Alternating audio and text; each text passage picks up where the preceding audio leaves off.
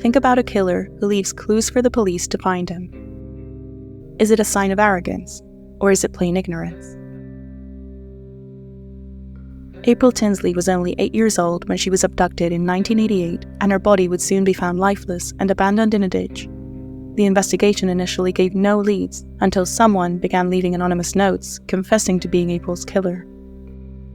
These notes, however, were never traced back to anyone until 2018, when police finally made an arrest and John Miller was convicted for the murder.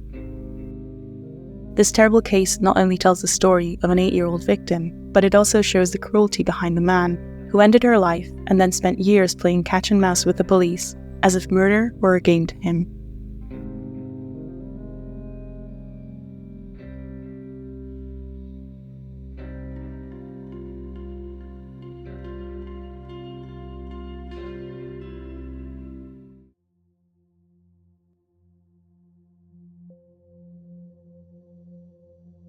April Marie Tinsley was born on March 18, 1980, and lived her short life in Fort Wayne, Indiana, in the United States. She was just a regular 8-year-old from a small town. She went to school, she sang in a choir, and after school she liked playing with her friends and neighbours. And that's exactly what she was doing on April 1st, 1988. That day was Good Friday, so April had the day off from school. Making the most of the long weekend, after eating lunch, she asked her mother Janet if she could go to her friend's house just a few blocks away. Her mom agreed, asking April to call her when she arrived at her friend's house. April had walked to her friend's house before on her own, and always called upon arriving. She always followed her mom's instructions. Her mother also reminded her to take an umbrella, because rain was expected around 4 that afternoon. To avoid getting caught in the rain, April should be home before 4, to which she agreed. April walked the few blocks to her friend's house, called her mother as she had promised, and spent the afternoon playing. But when 4 o'clock came and went, April's mother grew very concerned, and for good reason. April would never return home. It was very unlike April, who was always on time and always called if there was a problem. So soon after 4 p.m., Janet Tinsley called the mother of April's friend, only to become more afraid.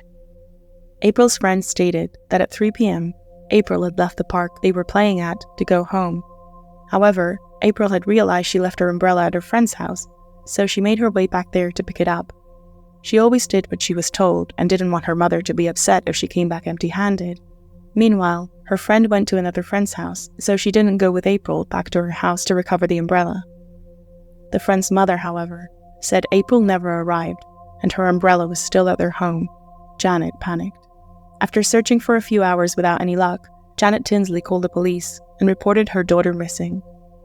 She described April, a small blonde little girl, last seen wearing pink shoes, turquoise green trousers with 3 pink hearts on them, a light blue sweater, and a pink jacket. After an intense search in a 20-block radius, police were unable to find any trace of the little girl. It was becoming clearer and clearer that this was no accident. Someone had taken April. Over the next 3 days, the police and the Tinsley family searched for April. Paranoia grew around the community, fearful and wondering if a child abductor was stalking the neighborhood. But April would be found just 3 days later, on April 4th, 1988, when a jogger found the remains of a little girl 40 feet off the side of the road. She was found 20 miles from her home, and she was identified by her clothing and facial recognition. Not only had April Tinsley been abducted, she had been murdered. April was found fully clothed except for one of her shoes. Her other shoe was found down the road from where her body had been found, on the opposite side of the street. Police suspected that the killer had dumped her body and began to drive away, and as he did, realized that one of her shoes was still in his vehicle, so he tossed it out the car window. An autopsy showed that the 8-year-old had been strangled to death, as well as sexually assaulted. DNA was collected from the sexual assault kit, but in 1988, it was not routinely utilized in criminal investigations. Police suspected that the murderer lived in the Fort Wayne area. He had been able to take her somewhere private and dump her somewhere that someone from out of town would have likely not been familiar with. But despite the suspicions, there were no immediate leads. Some witnesses came forward to report possible sightings. One stated they saw a little girl matching April's description, walking in the area in which April was known to be walking. This witness said that a blue truck pulled up alongside her and then pulled away shortly after. The witness didn't hear or see a struggle, so they didn't realize that they had just possibly witnessed an abduction. They believed it was possible that it was the little girl's father, since there was no struggle and she got into the car very quickly. Another witness said there was a blue truck near the area where April's body was found on April 4, 1988. So police started searching for the driver of this truck. The medical examiner believed that April had been killed 1 or 2 days prior to the discovery of her body, suggesting it wasn't long before she was taken that she was murdered. They also believed that her body had only been alongside the road for a few hours when it was discovered. The community of Fort Wayne was distraught following the news that an 8-year-old girl had been abducted, raped, and murdered while walking in a safe neighborhood in broad daylight. The fact that this was a safe neighborhood also gave the police the impression this had to be done by someone from the area, someone who wouldn't raise suspicions while moving around. A 34-year-old man known to be part of a gang was identified by several witnesses as looking similar to the sketch developed by the eyewitness. The eyewitness later picked this man out of a lineup, identifying him as the man driving the blue truck. This man did not own a blue truck, but he did have access to one through a friend. Other witnesses said this man often watched kids play in the park and was a part of a satanic cult. This was the prime moment of satanic panic, a fear during the 80s and early 90s that linked goth music and clothing to Wicca and satanic practices taking over youth. Many crimes happened during that time that were wrongly linked to satanic rituals, so rumors spread around Fort Wayne that April's murder could have been part of a sacrifice ceremony. However, despite the witnesses coming forward, police were unable to find any physical evidence to link this man to the murder. The murder didn't show any evidence of being related to a ceremony either. Other sex offenders in the community were investigated, but no evidence linked them to the murder of April Tinsley. Leads were running out, and although police didn't give up in the search for April's killer, this lack of leads began to make the case go cold.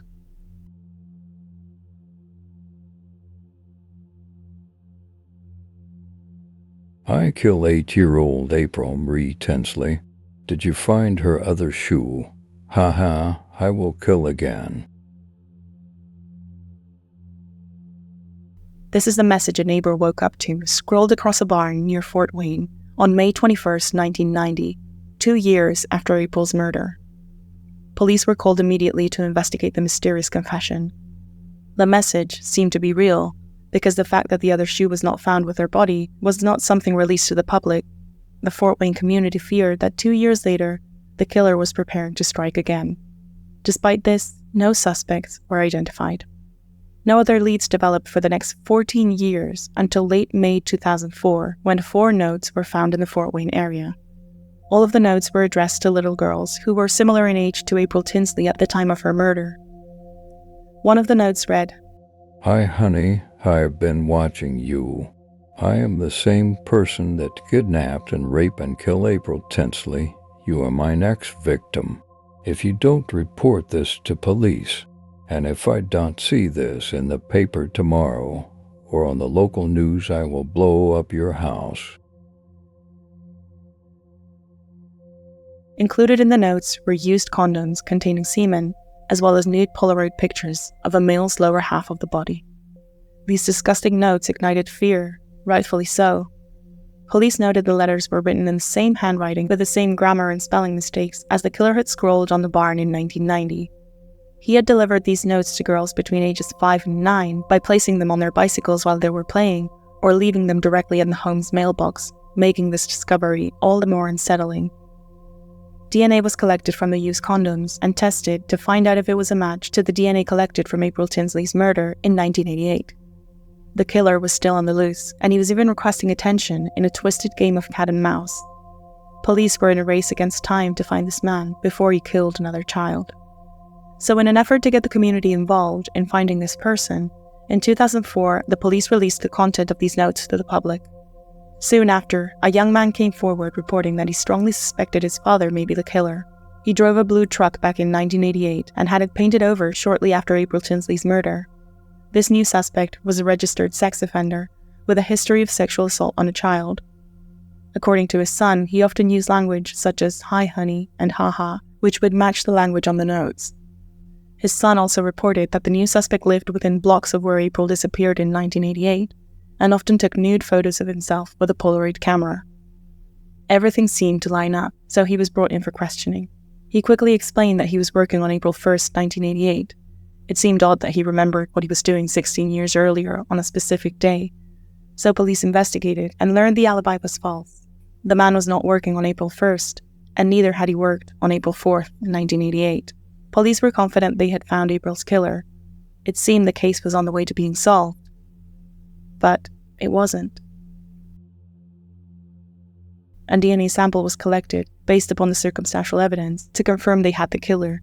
However, when the DNA results came back, there was no match. Despite the enormous amount of circumstantial evidence and his previous charges for assault against children, this man was not April's killer, nor the man stalking and leaving threatening notes for little girls in Fort Wayne.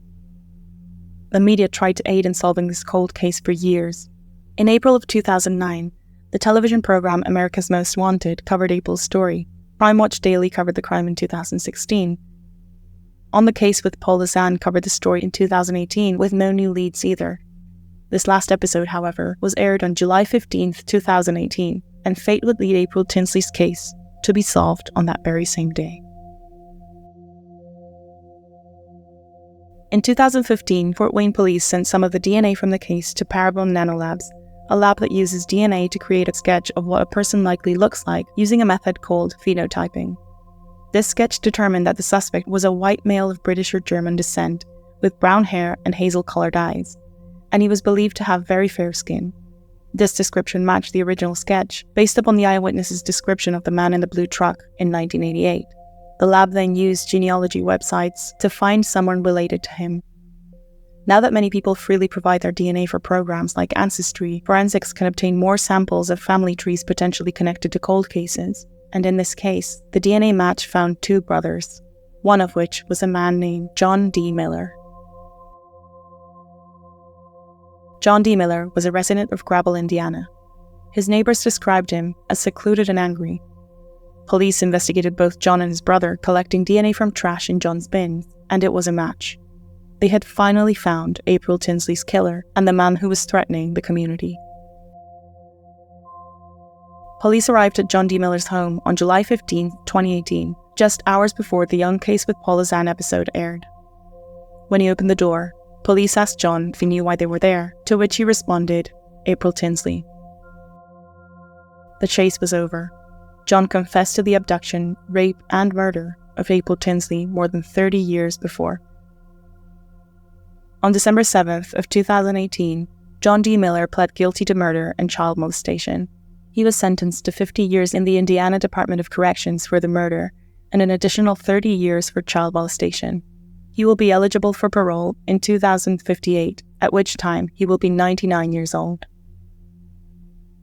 This case took 30 years and several advancements in forensic science to solve. It also took the dedicated efforts of 9 investigators who never gave up. In May of 2019, these investigators received an award for their work. The city of Fort Wayne never forgot April and has dedicated a memorial garden to her in her neighborhood, known as April's Garden. The community of Fort Wayne is relieved that April's killer is in prison, but the pain of this devastating crime will never be forgotten. Thank you for watching this video. Subscribe for more content or check out some of my other videos if you're into true crime stories.